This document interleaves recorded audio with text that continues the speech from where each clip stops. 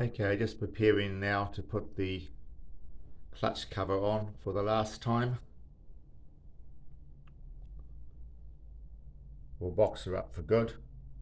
I found all the bolts I need, and hopefully this will be the last time we have this off for a while.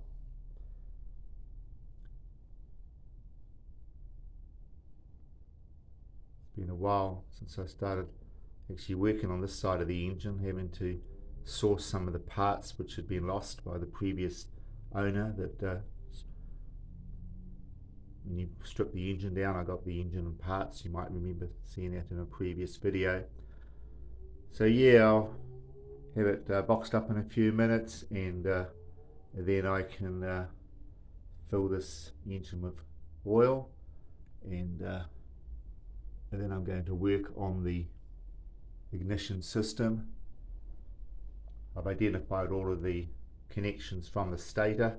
All I've got to do now is splice that into the Ctx200 loom, and should be pretty good to go then. Got a new igniter, coil, spark plug of course. I'll probably just fire it up with a little bit of starting gas for now till I work out the carburetor side of it, but just want to hear a run, that's the main thing.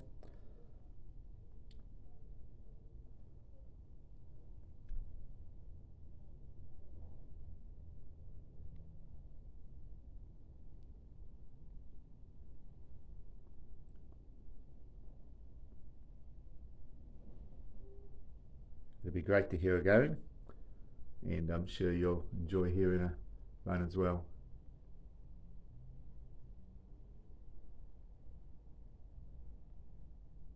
Okay, just a short one before we get it all buttoned up here.